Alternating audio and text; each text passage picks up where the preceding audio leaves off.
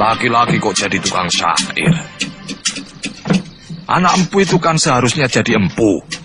Jadi empu yang lebih bagus, yang lebih hebat dari saya.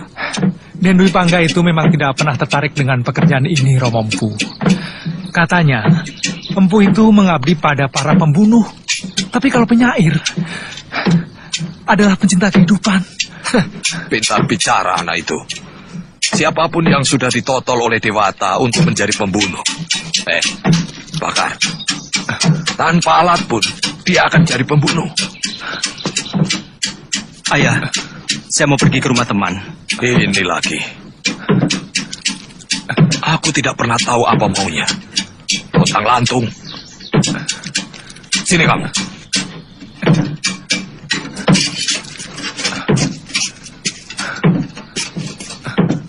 Di sini tempatmu. Bara api dan besi akan menempa dirimu menjadi manusia tangguh. Paham? Bagus. Menjadi empu itu tidak hina. Bahkan para ksatria umat. Ini adalah pekerjaan orang-orang mulia.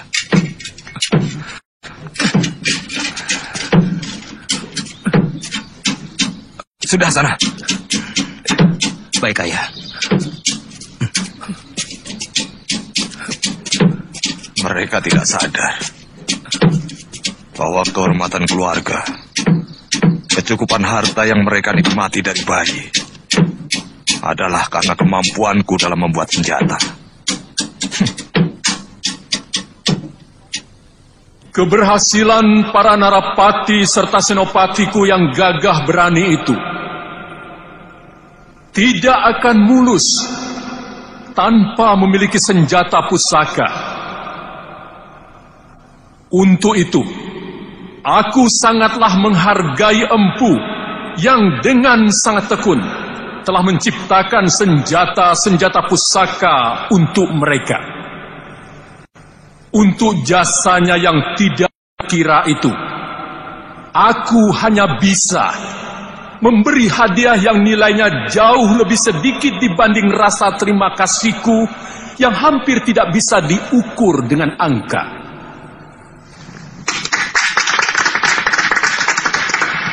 Empu Hanggareksa, mendekatlah padaku untuk mendapatkan sedikit anugerah dariku.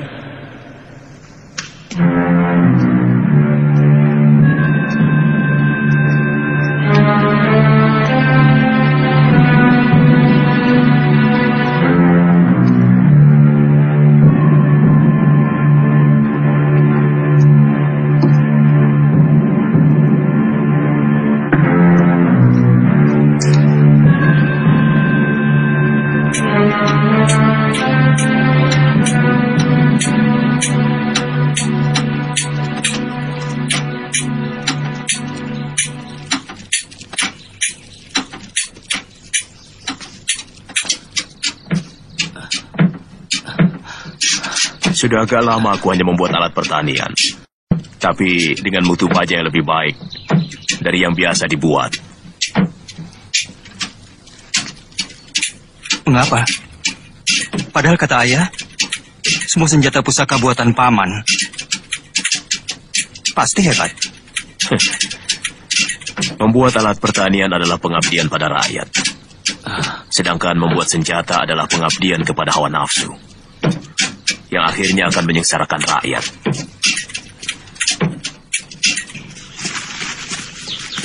Tetapi yang saya tahu, pada saat ini masih banyak para pendekar yang menjadi begundal-begundal para hartawan yang jelas-jelas memeras rakyat, Guru. Bagaimana itu? Itu namanya bukan pendekar. Karena seorang pendekar itu pembela kaum lemah dan sangat setia pada keadilan, kepada negara. Setiap orang bisa saja memiliki ilmu kanuragan dan kedikdayaan, tapi tidak setiap pemilik ilmu itu adalah pendekar.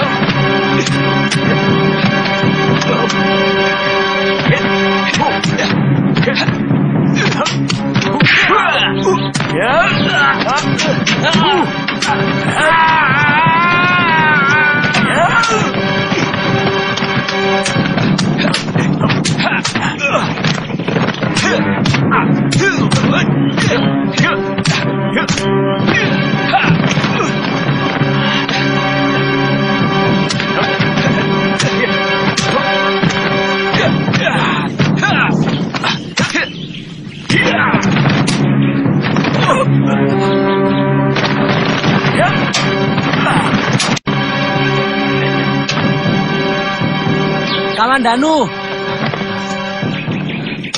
gunakan jurus naga puspamu.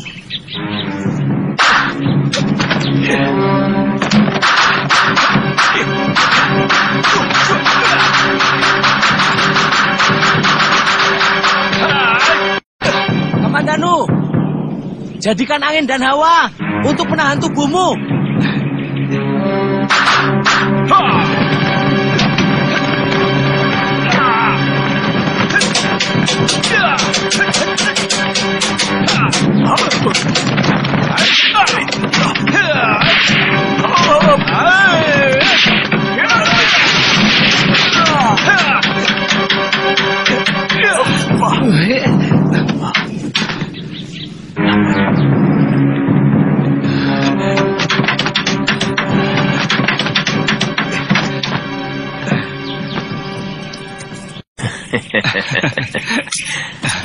Kau berhasil mengecohku.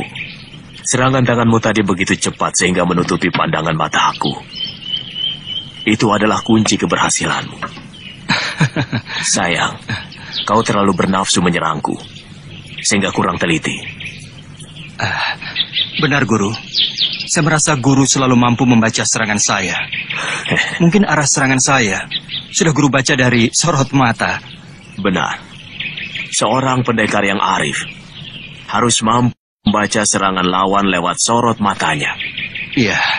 Sehingga kita dengan mudah menghadapi jurus lawan. Itu kamu harus pelajari. Baik.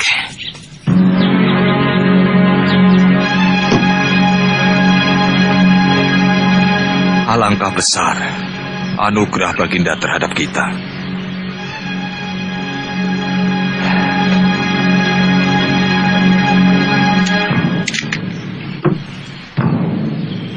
Lihat, ini semua karena pekerjaan ayah sebagai seorang empu.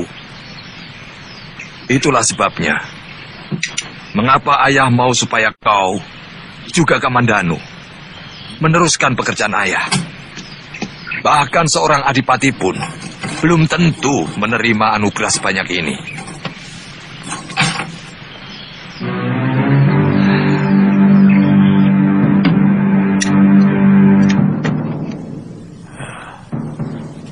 Bawa semua emas Kertanegara ini, Anggareksa. Sekeping pun aku tidak ingin memilikinya.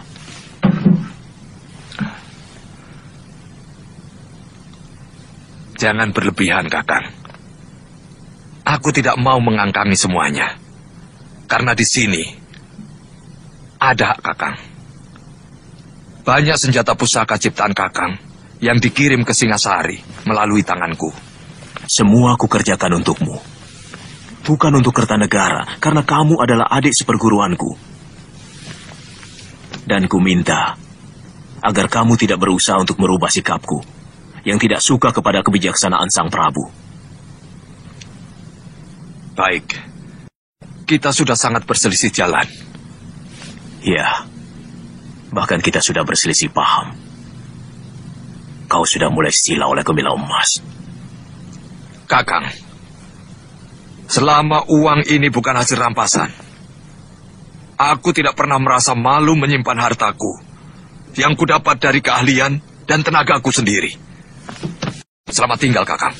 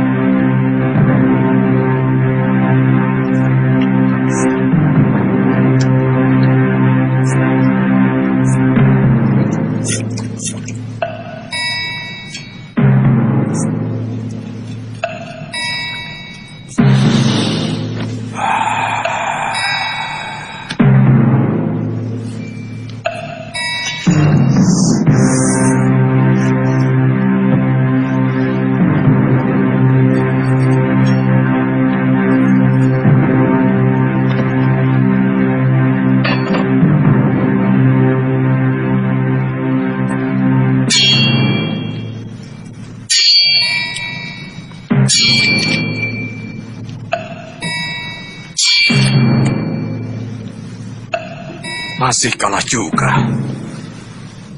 Benar-benar ilmu Kakang Ranubaya masih lebih tinggi.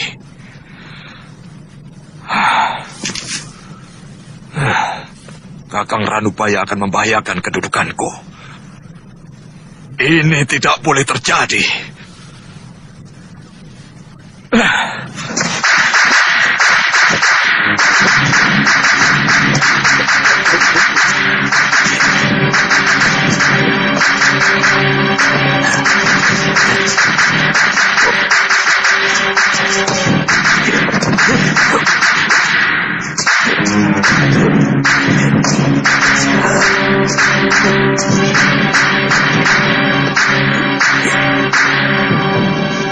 Kalian perhatikan baik-baik. Akan kuperlihatkan beberapa jurus pedang naga puspa.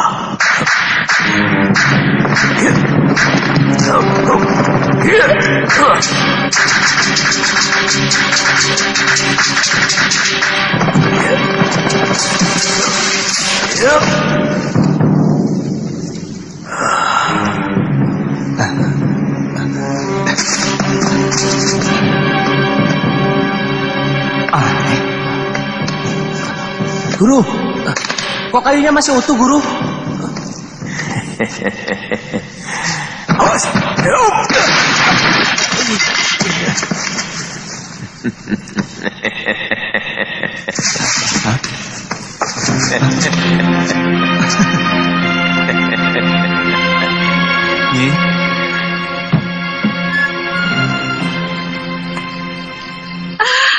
Dan bagus.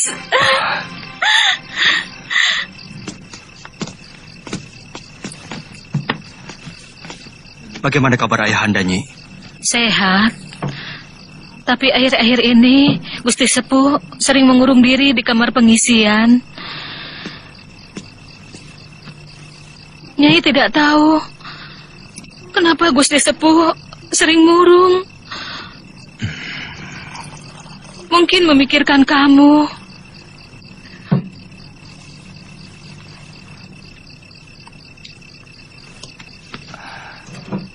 Apakah Ayahanda sudah tidur? Gusti Sepuh tidak pernah tidur sore. Datanglah dan minta maaf. Iya, iya, Nyi.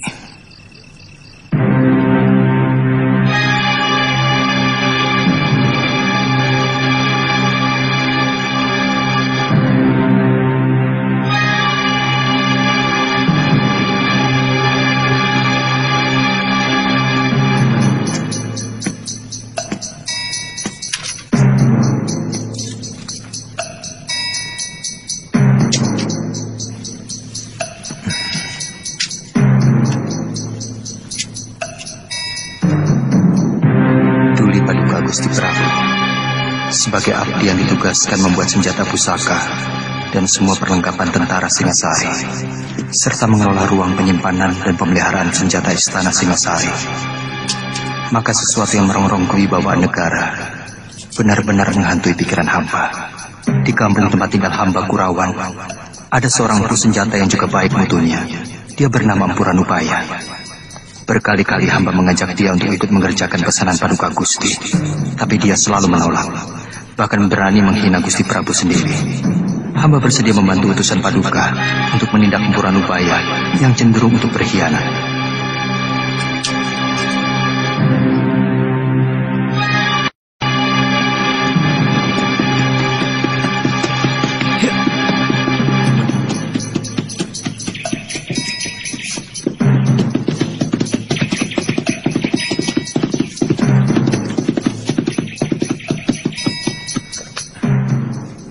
Cik, masalah keris Empu Gandring sudah lama selesai. Wadal sudah cukup. Bahkan ayahandaku sendiri juga telah menjadi korban. Mulai dari Eyang Tiriku, Ken Arok, Anusapati, Toh Jaya, dan Ranggawuni ayahku, semua telah menelan kutubnya. Ampun Gusti. Itulah kecupetan Ranubaya. Hamba sudah berusaha meluruskannya, tapi dia tetap dengan pendiriannya. Terutama pada masalah yang terakhir, Ampun, Gusti. Ranggalawe.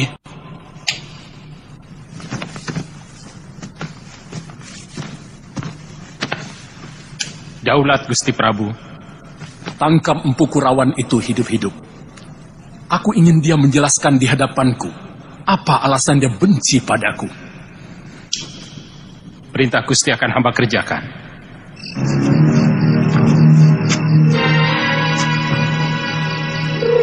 Kamu tidak usah khawatir. Akan kuhadapi apapun tuduhan kepadaku.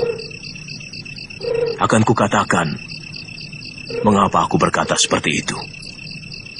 Semua itu demi kebaikan Singasari. Kelihatannya di surat ayahanda semacam ada persaingan antara beliau dengan guru. Aku tidak pernah merasa bersaing dengan siapapun. Ayahmu seharusnya tidak perlu mencemaskan aku. Dengan penolakanku untuk tidak bekerja sama kepada Singasari, seharusnya dia lebih merasa gembira karena tidak ada saingan. Aku heran, malah dia membabi buta. Saya cemas kalau tentara Singasari akan menyiksa guru. Tidak akan kubiarkan siapapun menyentuh kulitku.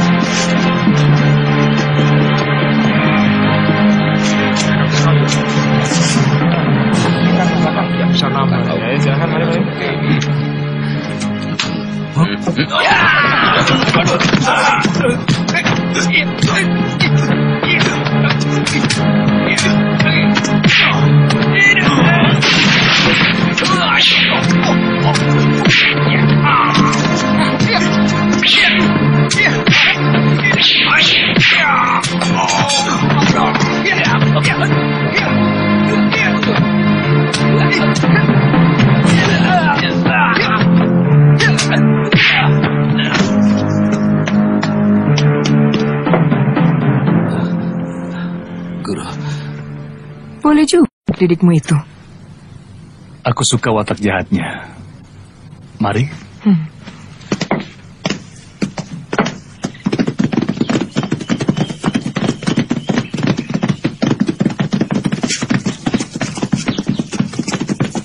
Kelihatannya sudah mulai sore. Apa tidak sebaiknya kita menginap di Apajek ini, Tuan Hanggareksa? Benar. Kita bisa kemalaman di hutan Gandasari. Saya pikir lebih baik kita menginap di sini. Tapi semuanya terserah pada Tuan Ranggalawe. Cari penginapan yang terbaik.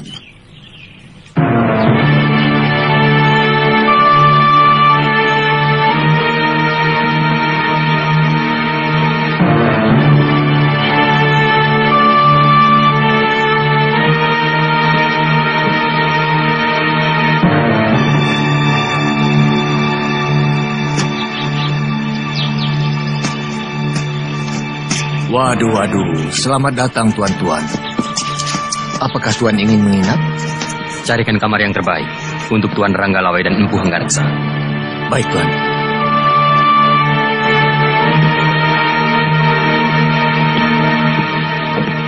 Ada apa, Lejong? Matamu seperti mau melompat keluar. Guru, ada orang Singasari yang dulu pernah mau saya rampok. Sekarang, saya mau merampoknya lagi. Sampai berhasil. Tidak boleh tidak, Guru. Orang Singasari. Silakan tuan-tuan istirahat di sana. Tempatnya sudah tersedia. Yang tinggi besar itu namanya Ranggalawe. Dia salah satu perwira Singasari yang cukup tangguh. Dia sudah punya banyak pengalaman dalam berbagai medan pertempuran. Anak Wiraraja itu sangat sakti. Siapkan makanan dan minuman. Kalau yang berpakaian seperti pendeta itu, siapa? Aku belum kenal. Kemungkinan dia seorang empu keris.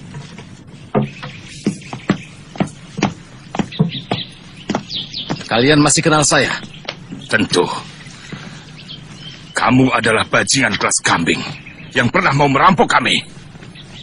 Dan sekarang, saya mau minta semua harta yang kalian bawa. Jangan main-main. Kumpulkan seluruh uang kawan-kawanmu.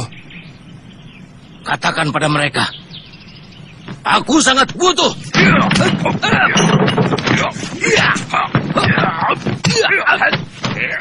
Kau kenal mereka? Ya, dulu pernah mau saya buntungi kedua tangan mereka. Saya harus menghukum kedua orang itu.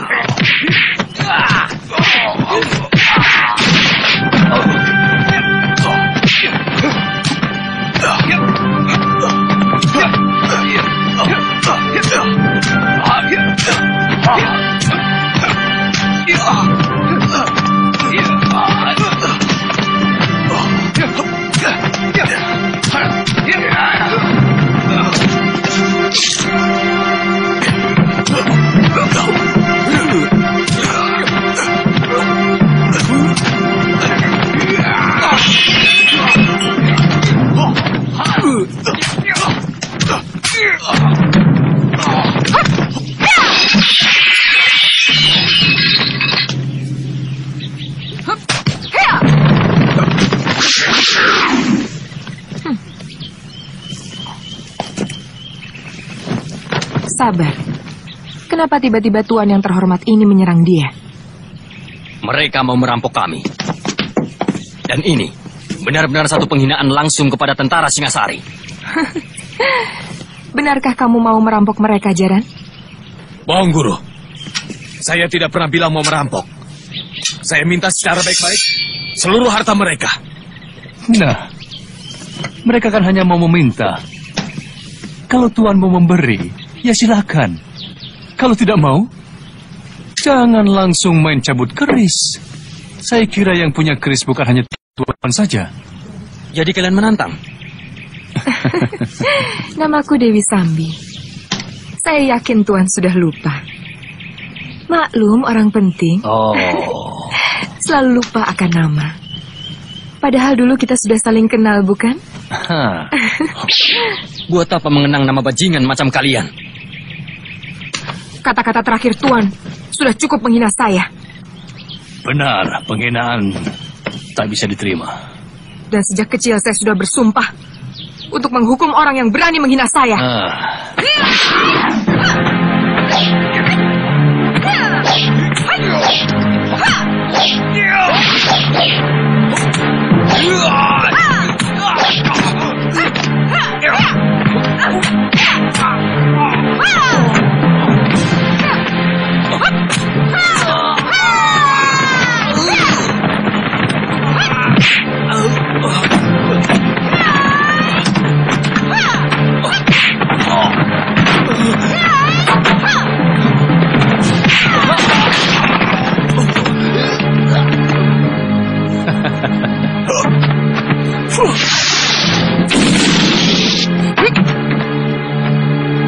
Sambi, biar aku yang mengurus orang-orang Singasari ini. Kau cepat susul orang yang tadi.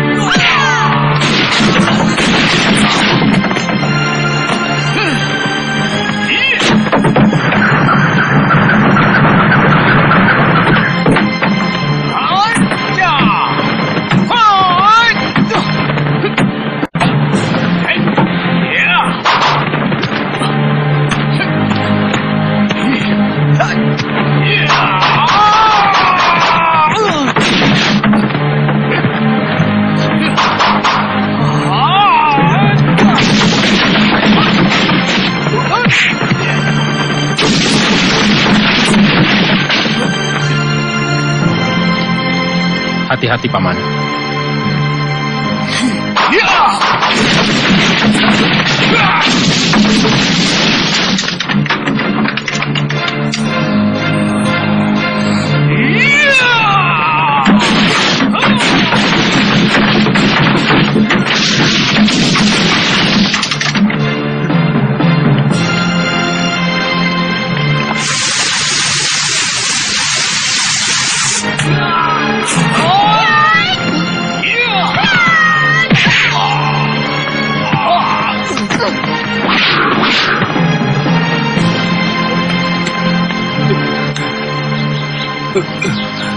Selamatkan nyawanya, Paman. Baik. Biar aku yang menghadapi mereka. Ya.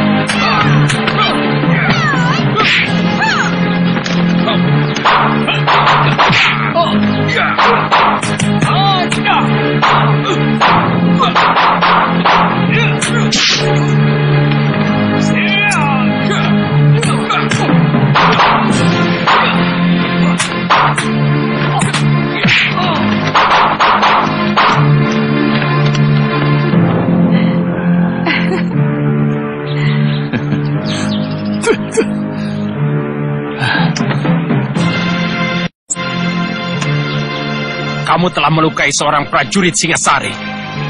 Artinya, kamu sudah berani melawan negara. Gampang sekali mencap orang melawan negara. Sebagai pimpinan, seharusnya Tuan bisa lebih bijaksana. Apakah Tuan tidak melihat sendiri anak buah Tuan itu berbuat sewenang-wenang, menghina dan mencerca orang seenak perutnya? Jangan memutar balik kenyataan, Nyi Sanak. Aku melihat kalian memang sengaja memancing keributan. Itu juga tuduhan Tuan, bukan perbuatan kami. Jadi seharusnya Tuan yang kami beri pelajaran.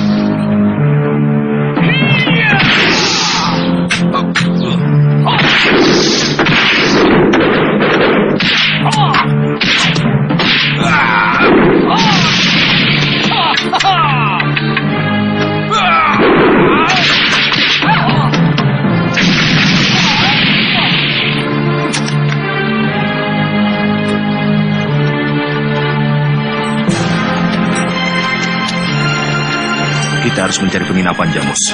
Daripada nanti kita kemalaman. Di sini ada, Gusti Pati.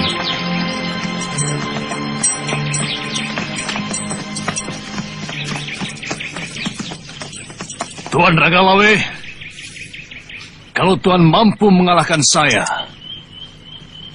silakan kami semua Tuan bawa ke penjara Singasari. Tapi kalau saya mampu mengalahkan Tuan, kami semua harus dibebaskan. Dan jangan ada lagi yang menghalangi langkah kami. Boleh. Tapi yang disebut kalah adalah sampai mati. Kau atau aku yang mati. Itu yang mengganggu langkah kami.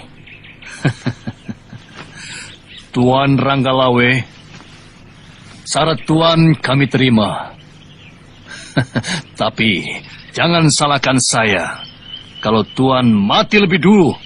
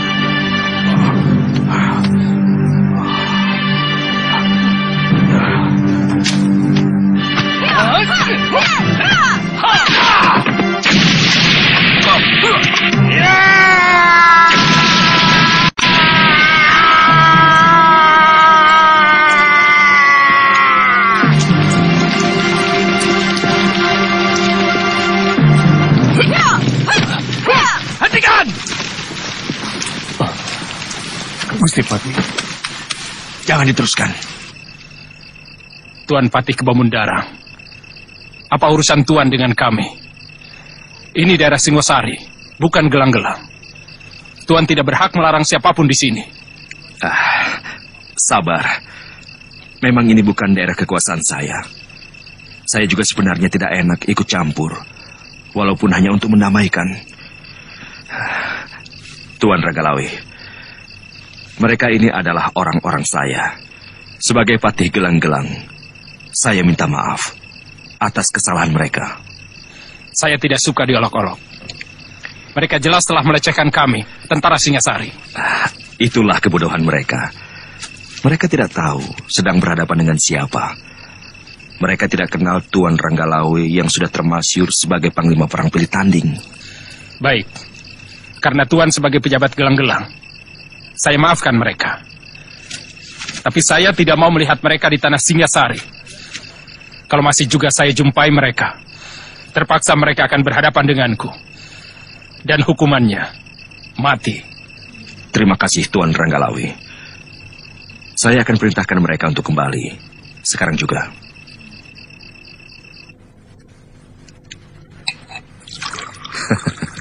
Aku tahu, kalian pasti kecewa. Biasanya seorang pendekar akan selalu penasaran bila menghadapi pendekar lain yang mumpuni. Tapi kali ini, aku minta kalian benar-benar menyadari ada kepentingan yang lebih besar dari sekedar mengalahkan Ranggalawe.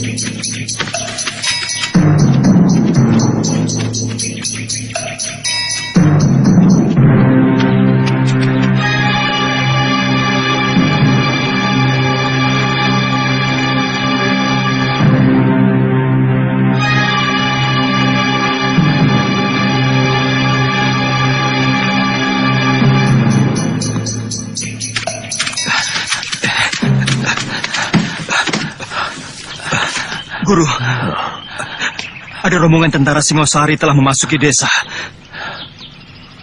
Mereka mungkin mau menangkap Guru. Sebab Ayahanda ada di antara mereka, Guru. Di mana kalian lihat? Di Bukit Padang Rumput. Masih ada waktu. Wirot, kamu jaga jalan menuju kemari. Kalau mereka sudah terlihat, cepat beritahu. Baik, Guru. Apakah Guru mau menyerah? Aku akan pergi. Sebab kalau aku sampai tertangkap, nasib ayahmu tidak akan lebih baik. Tentu kau pernah mendengar tentang Kris Empu Gandring? Iya, pernah, Guru. Empu Gandring tewas oleh Ken Arok. Dan terus-menerus, Kris itu menuntut balas pada sanak kadang Ken Arok yang meneruskan kekuasaannya di Singasari. Tentu saja para cantrik-cantrik Empu Gandring menaruh dendam kepada Singasari. Dan salah seorang murid terkasih dari Empu Gandring adalah Empu Bango yang mempunyai murid tunggal bernama Empu Sasi. Mereka ini semuanya bersumpah untuk tidak mengabdi kepada Singasari. Termasuk dua orang muridnya yang bernama Empu Ranubaya dan Empu Hanggareksa. Ayahmu sendiri. Tapi ternyata ayahmu lebih memilih untuk mengkhianati sumpah itu. Kamandanu, untuk sementara kita harus berpisah. Jurus naga puspa yang kau pelajari, tinggal jurus pamungkasnya saja. Suatu saat kita pasti bertemu lagi. Guru mau kemana? Bolehkah saya ikut? Jangan. Aku tidak mau ada bibit perpecahan timbul di rumahmu. Sementara aku meninggalkan Kurawan, sambil mempersiapkan senjata buatmu. Sebagai pelengkap jurus naga puspa yang kau pelajari. Suatu saat kita pasti akan bertemu. Waktunya sudah sempit. Rumah ini harus kubakar. Aku tidak mau ada orang Singasari yang menyentuh barang-barangku.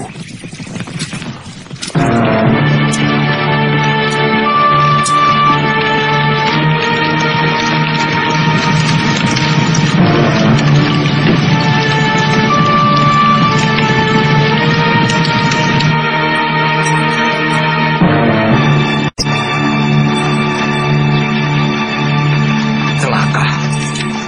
Ada apa, Tuan? Rumah Ranubaya terbakar. Pasti ada yang tidak beres.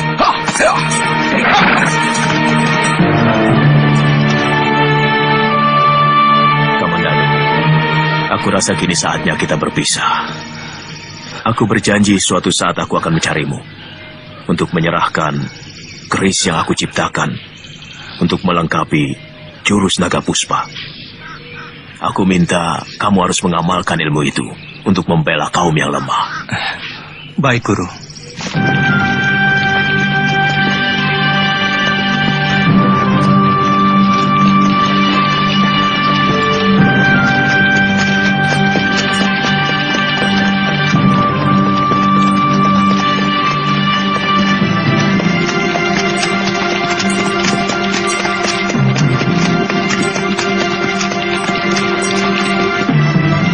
Cari di sekitar tempat ini.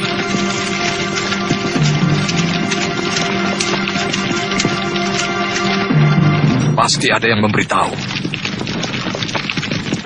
Apakah Tuan pernah menceritakannya pada seseorang? Bahkan pada anakku sendiri pun tidak.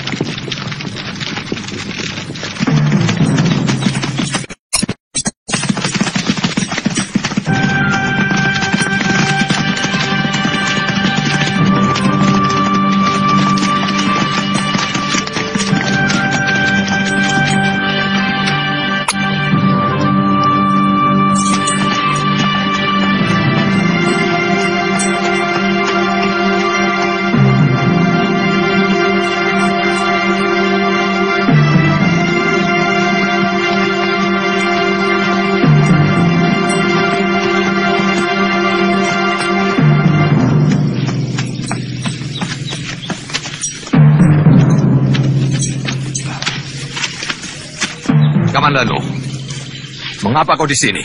Mengucapkan selamat jalan pada Paman Ranubaya, Ayah. Rupanya selama ini kau minggat kemari. Saya nggak suka beruh di sini, Ayah.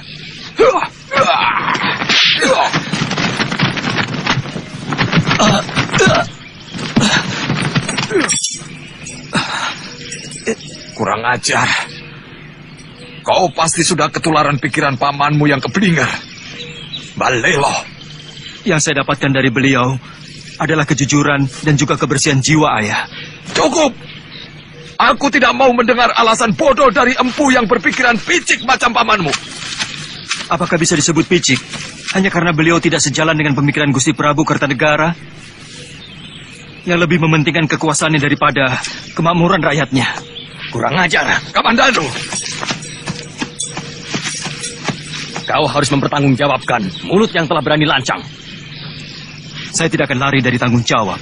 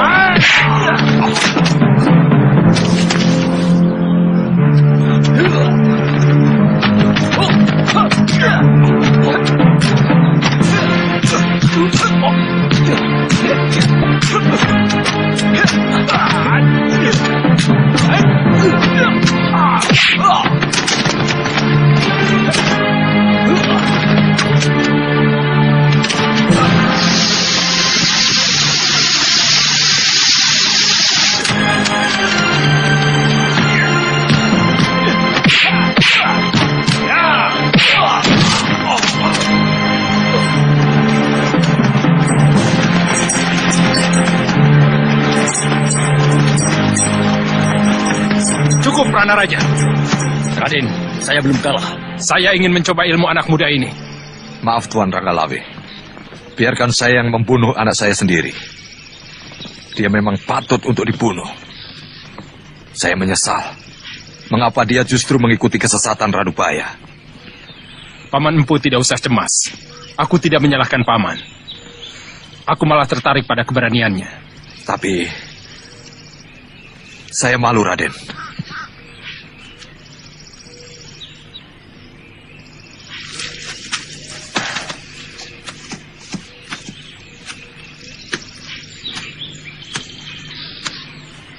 Aku kenal jurus-jurusmu.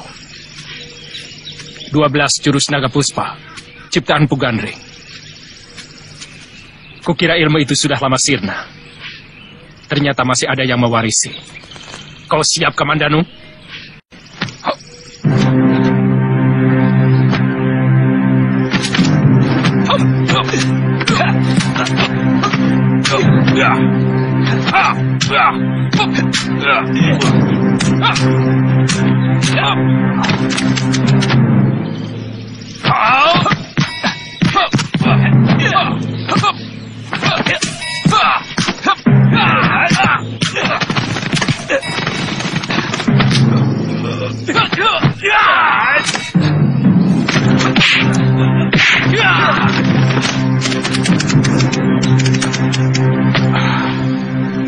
Saya bilangin, kau titisan Pugandring.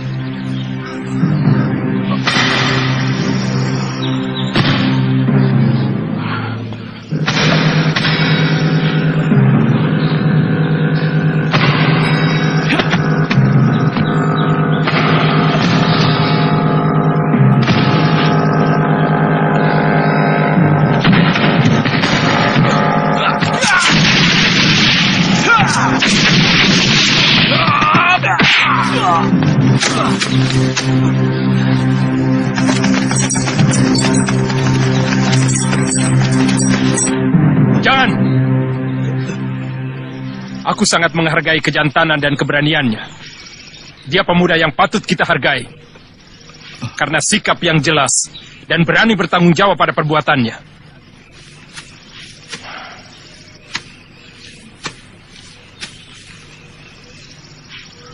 Makan obat itu untuk menghentikan darah dan mengeringkan luka dalammu. Bunuh saja sekalian anak itu, Tuan Ranggalawe. Saya merasa gagal punya anak seperti ini. Dia berbakat menjadi seorang pahlawan. Karena dia setia pada sikap. Kamandano, kau kuampuni. Kau boleh pergi sesuka hatimu. Dan yang perlu kau camkan adalah, kau boleh benci pada siapapun. Tapi belalah negerimu. Terima kasih, Gusti. Maafkan saya, Ayah. Maafku sudah kering. Diserap oleh kekecewaanku padamu.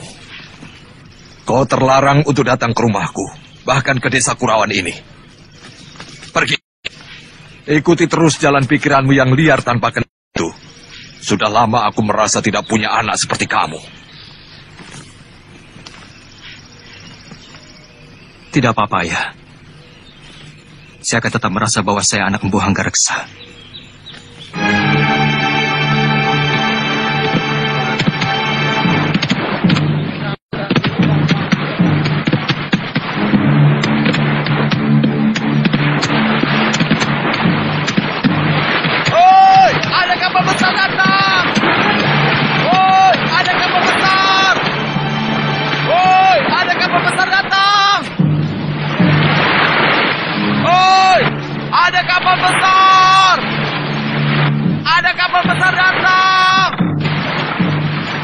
Mereka seperti dari negeri seberang. Lihat, bentuk kapalnya berbeda. Lihat, ujungnya seperti naga. Mungkin dari negeri naga. Cepat, panggil Gusti Adipati. Sudah, Kemi dan Nunu sudah ke sana.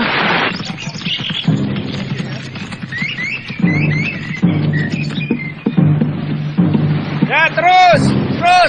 Dorong, rapat. Terus. Dorong terus. Ayo, rapat terus.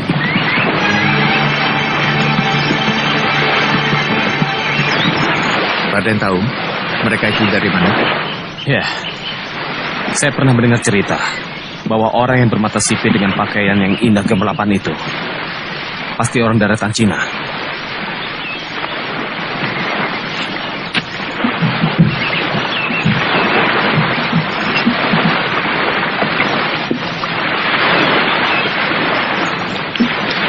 Kami datang dari kerajaan Mongol. Kami mau ke kota raja. Bisakah Tuan menunjukkannya? Bisa. Tapi tuan-tuan ini mau ke kerajaan mana? Karena di sini banyak sekali kerajaan-kerajaan kecil dan kerajaan besar. Saya mau ke kerajaan Jawa. Nama rajanya Prabu Kertanegara. Prabu Kertanegara. Kelihatannya mereka sangat ramah dan bersahabat. Sementara ini mereka berada di Wisma Tamu, diantar oleh Ganggadara. Kalau begitu, besok akan kulaporkan pada Gusti Prabu. Mudah-mudahan tidak membuat masalah. Soalnya, akhir-akhir ini Gusti Prabu seperti sedang resah. Ya, aku yakin akan terjadi hal yang mengagetkan. Kalian tahu, sejak dulu Maharaja Cengis Khan, penguasa negeri Tartar itu, ingin sekali menguasai kerajaan di bumi Jawa ini. Tapi belum terlaksana. Jangan-jangan utusan itu akan menantang Singasari.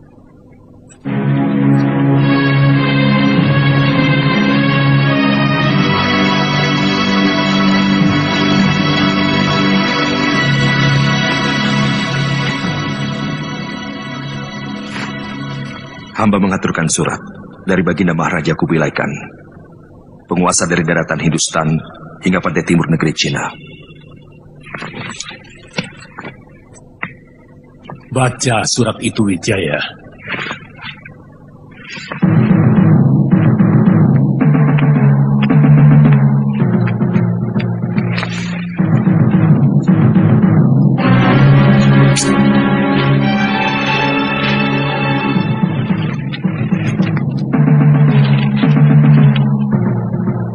Salam sejahtera buat Tuan Prabu Negeri Jawa. Aku Maharaja Kubilaikan, pemimpin bangsa Yuan yang kekuasaannya menghampar dari tanah Hindustan sampai ke ujung timur negeri Cina. Akan menjamin keselamatan negeri Tuan kalau Tuan mengakui kekuasaan kemaharajaanku yang perkasa. Pasukan kuat kami mampu bergerak seperti badai gurun pasir, menghancurkan siapa saja yang berani menentang kekuasaanku. Kapal-kapal lautku mampu menutup lautan dan sungai-sungai di negeri Tuan. Sebaliknya, kalau Tuan Prabu menerima ajakan baikku, maka kami akan membuka perdagangan dengan negeri Tuan dengan perasaan damai. Jawaban Tuan Prabu sangat kutunggu.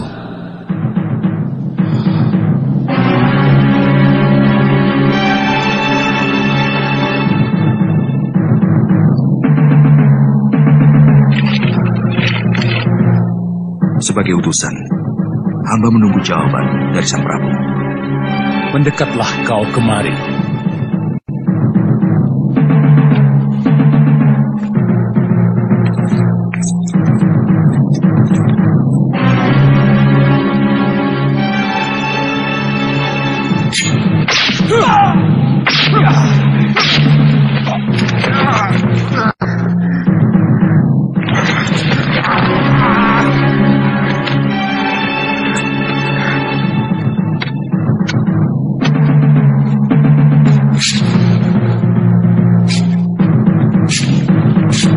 Itulah jawabanku. Katakan pada rajamu, prajurit-prajurit Singasari bagaikan gunung karang yang sanggup menahan angin taufan sedahsyat apapun. Kau akan menyesal dengan perlakuanmu ini. Negerimu akan rata dengan tanah.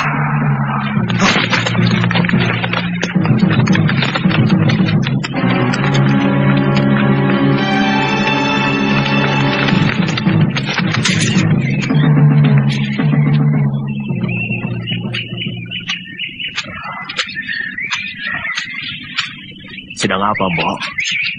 Jemur gaplek. Oh. Kok seperti bukan orang sini? Betul, saya ini orang kabur Kang Nina. Boleh saya minta airnya untuk membasahi tenggorokan saya? Oh, ya tentu. Nah, itu gentong berisi air. Buat siapa saja yang haus. Silakan. Iya.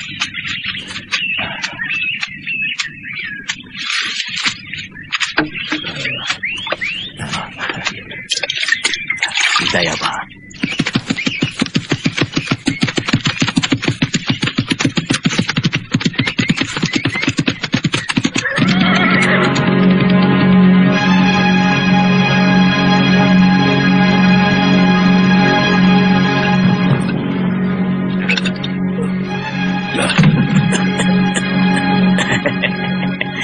Mabuk terus. Mumpung sesi dunia lagi mabuk. Satu kendil lagi. Sudah cukup, Pak Tua. Warung ini bukan untuk mabuk-mabukan. Aku tidak mau ada kerusuhan karena ulah pemabuk. Mestinya kita malu pada tamu-tamu dari Kiteng Nagari itu. Awas, yuk.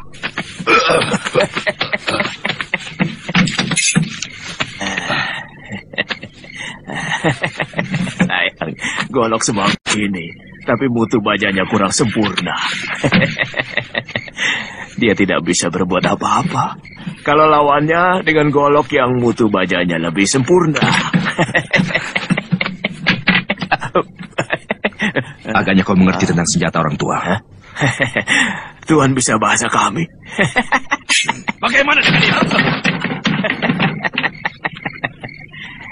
Tenaga dalammu yang bagus, bukan golok Tuan. Kamu lihat sendiri. Bagaimana meja itu terbelah dengan mudah. Meja itu terbuat dari kayu.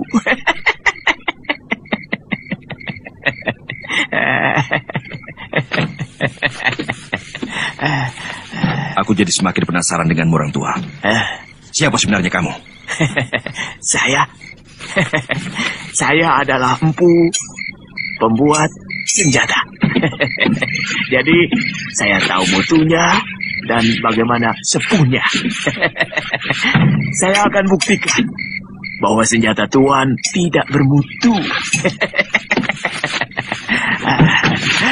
Ayo ikut saya.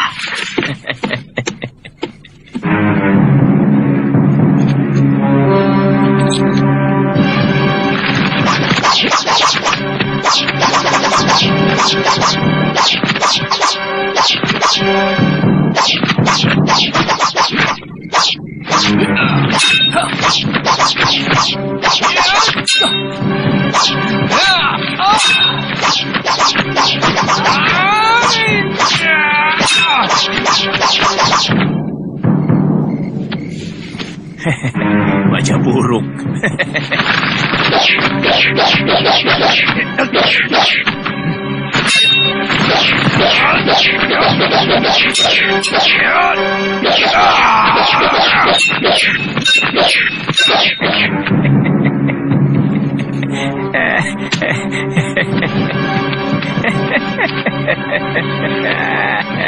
Kurang ajar. Kita ditertawakan orang Jawa itu. Suruh dia buktikan bahwa senjatanya lebih baik dari milik kita. Orang tua, kau harus buktikan bahwa senjatamu lebih baik dari yang kami miliki.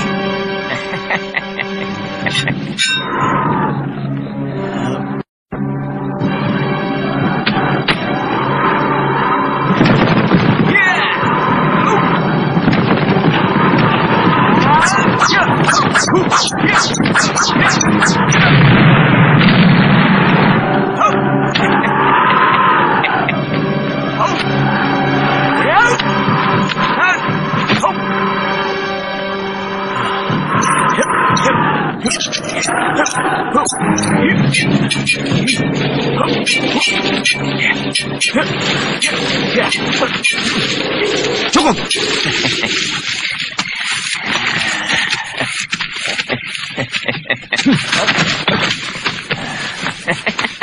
Boleh aku lihat senjata orang tua?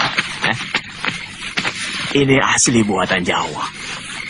Dengan bahan besi yang ada di perut-perut gunung. Di tanah Jawa ini.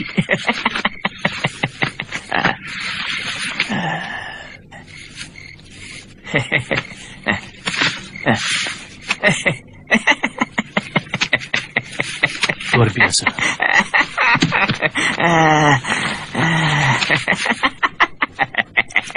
Senjata Tuan memang hebat.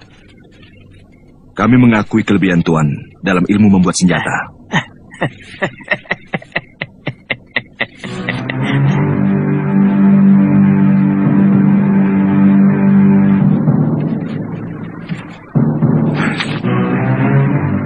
Belum ada tanda-tanda dia muncul. Jangan-jangan dia tertangkap. Kelihatannya orang tua aneh itu bukan orang sembarangan. Wong Chow juga bukan orang sembarangan. Racun penenangnya sangat ampuh.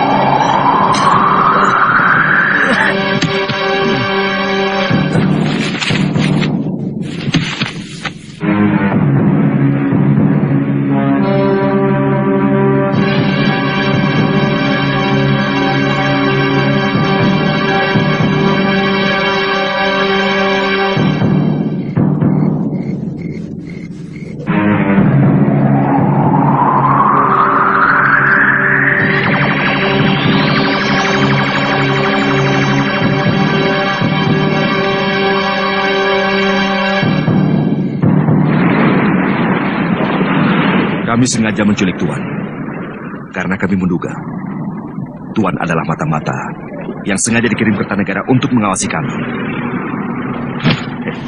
Sekarang Tuan kami jadikan tawanan negara. Silakan.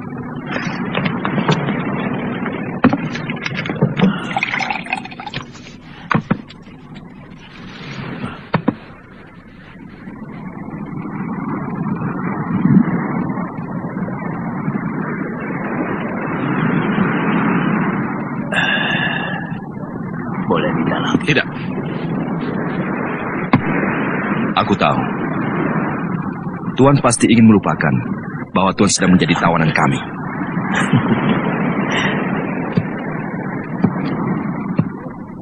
Kalau dia mau tambah anggur lagi, suruh dia lawan saya, Tuan.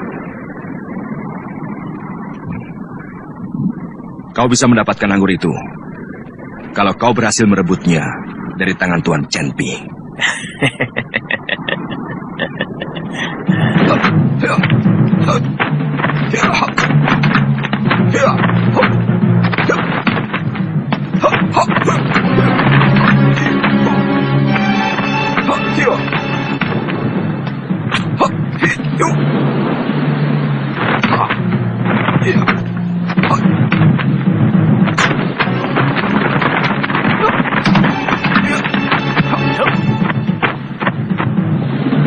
Ayo.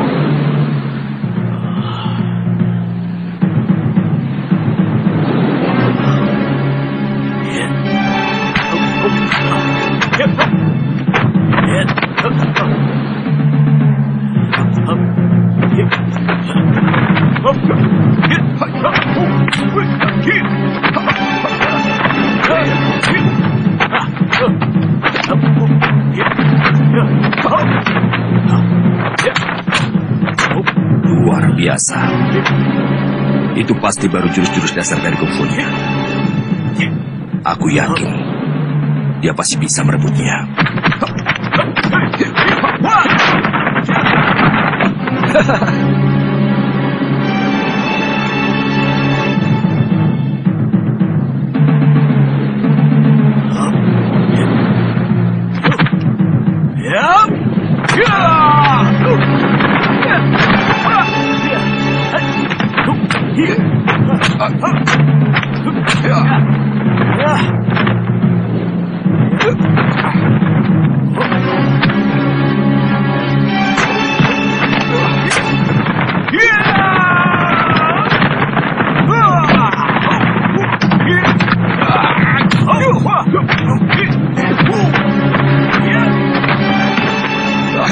Chen Pi,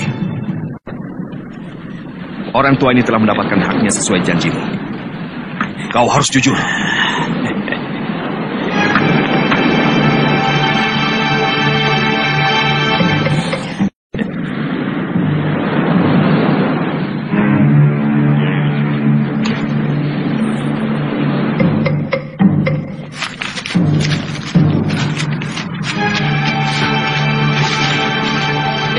Maling?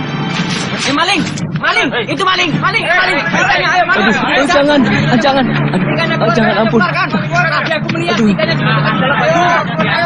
Ampun, Kang! Ampun, saya bukan maling! Benar! Ampun! Jangan! Saya tidak nyuri! Bohong! Bohong! Hentikan!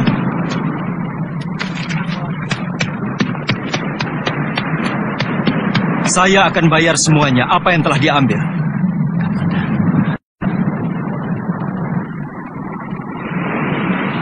Wirot, kamu mau ikut kalau aku pulang ke Kurawan? Tidak, Kamandanu. Saya mau di sini saja. Saya mau menunggu sampai guru pulang. Ada yang bilang guru telah dibawa oleh kapal dari seberang, yang pelautnya bermata sipit. Itu orang-orang dari Kitai Nagari.